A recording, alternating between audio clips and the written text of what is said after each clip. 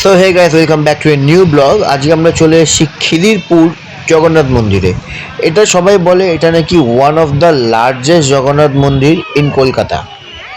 এটা হচ্ছে খিদিরপুর ডকইয়ার্ড থেকে 5 to 7 মিনিটস ওয়াকিং ডিস্টেন্সে আপনারা পেয়ে যাবেন।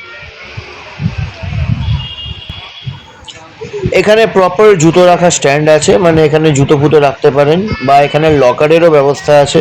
তো আপনারা যদি কিছু চান এখানে, যেগুলো মানে লকারে ইউজ করতে পারেন, কোনো অসুবিধা নেই।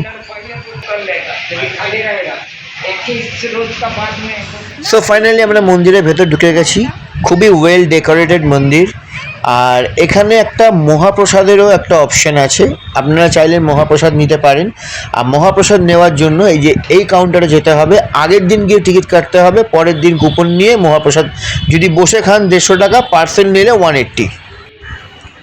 এখানে সব ইভেন্ট, মানে কবে কি ইভেন্ট আছে 2026-এ, তো সব ইভেন্টের লিস্টগুলো দেওয়া আছে। এখানে কি ইভেন্ট হয়, রথের সময় খুব বড় করে এখানে উৎসব হয়। তো আপনারা অবশ্যই রথের সময় আসবেন।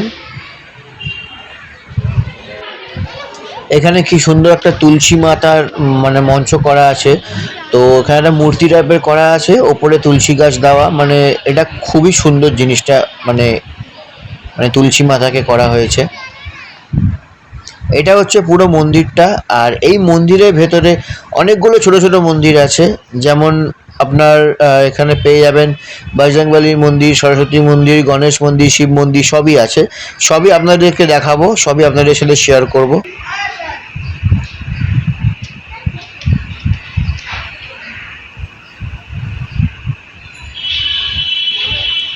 এটা সরস্বতী মন্দির।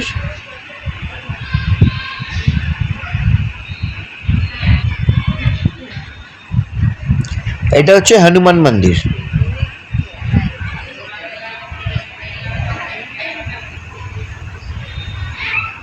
এটা হচ্ছে বিমলা মন্দির।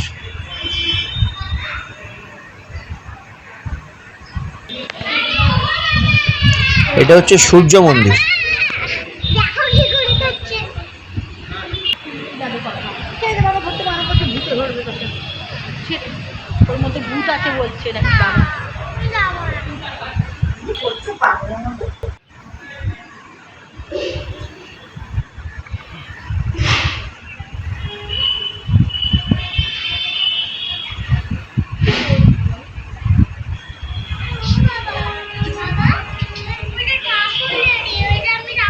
মন্দিরটা খুবই স্পেশিয়াস, আর মানে খুবই বড় মন্দির।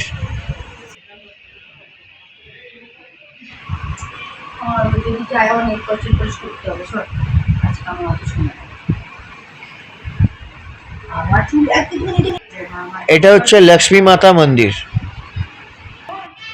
এটা হচ্ছে ভগবত মন্দির। আর এখানেও একটা জগন্নাথ, বলরাম, সুভদ্রার মূর্তি আছে।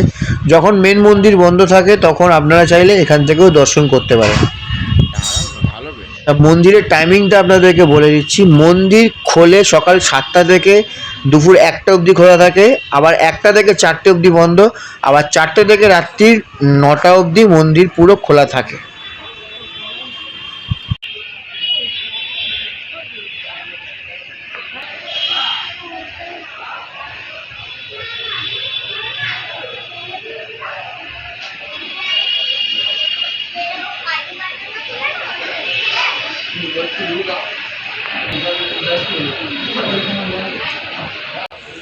এটা হচ্ছে জগন্নাথ দেবের মেন মন্দির। তো আপনারা জগন্নাথ দেবের, জগন্নাথ, বলরাম, সুভদ্রা, ওনাদের দর্শন করুন।